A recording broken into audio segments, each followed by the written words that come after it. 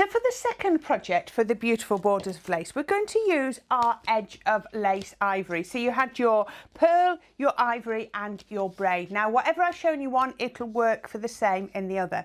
Now on the first card we did, remember we used it as the edge of our card. So we shaped our card using it.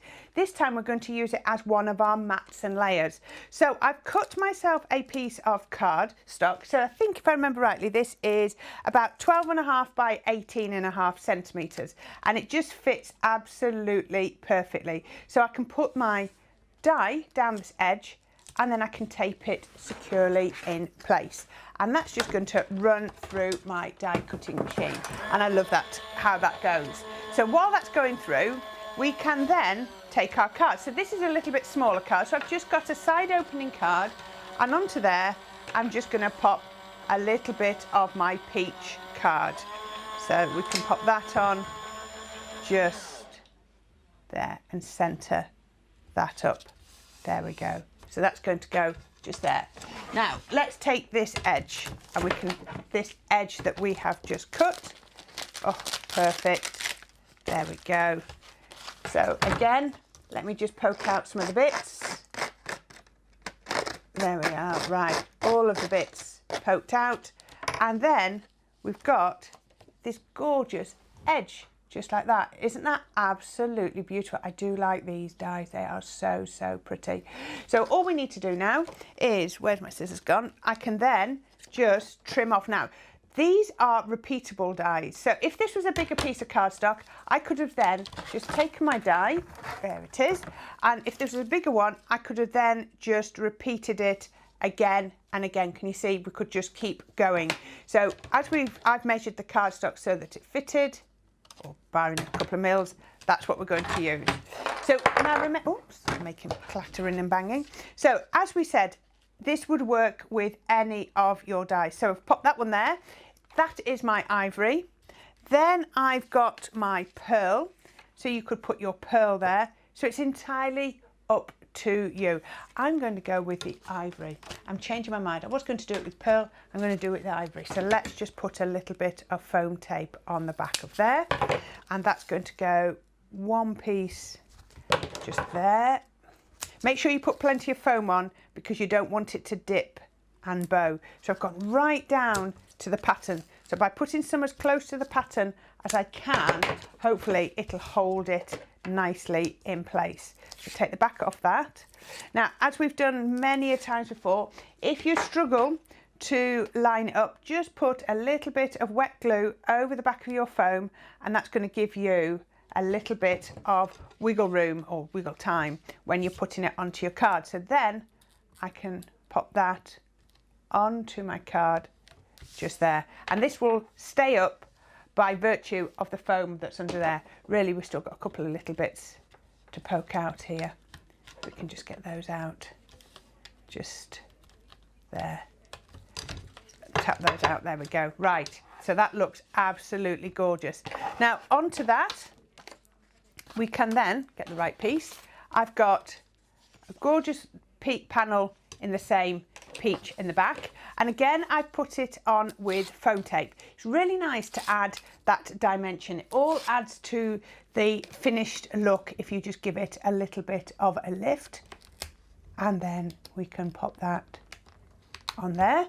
And then my third piece is a piece of the paper from the paper pack, and I've stamped a sentiment on there, and I've put a couple of liquid pearls on so that they match in the opposite corners, and then we can just put that on with wet glue, or you can just use your finger lift tape, or again you could even put this on with a little bit of foam again for that added height, and that's going to go just there.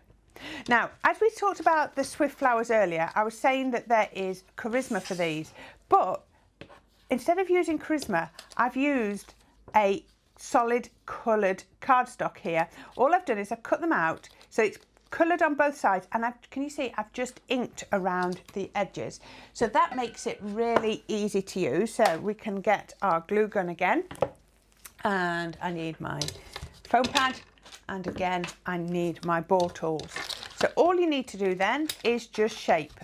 Now, it's entirely up to you how you shape these. There's so many different ways, and I'm pretty certain in one of the Tattered Lace magazines, we actually gave you a tutorial on how to shape these. So you can put score lines in these, you can roll them, you can fold them. It's entirely up to you. You shape in a way that works best for you. So I'm just going to shape just there, and this one just there. So I can turn that over. 1, 2, and shape just there, and a bit of shape just there. Now, because I'm using hot glue, that's going to enable me to really add some shape and dimension.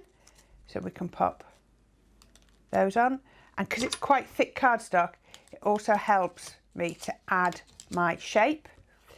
Then we can come in with the next one. Oops, that's going to go just there, and finally my last one. Oops, pop that in there, so we can just shape all that. There we go. So there we are. And again, you might just want to add a little bit of a liquid pearl drop in the center. So this is the same liquid pearl drops as I've got on my card. So I'm just going to shape that up. It's just got a little bit flattened in transport, but the great thing is my hot glue allows me to reshape. That's a great thing.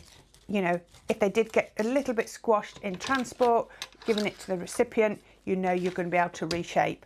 So again, using my foliage, because it's absolutely key, we can put one on there.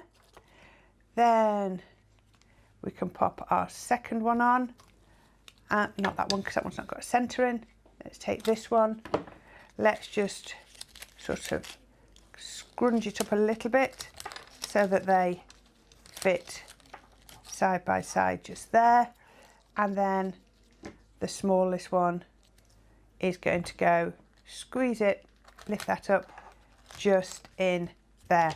Now, how about that? So we've got that beautiful, beautiful lace edge. It is just like you've used the most exquisite lace on there, and it works so well with those papers and then your flowers. Now, if you don't have flowers, you can just use regular pre-bought flowers, but I just think it makes it even better making your own flowers.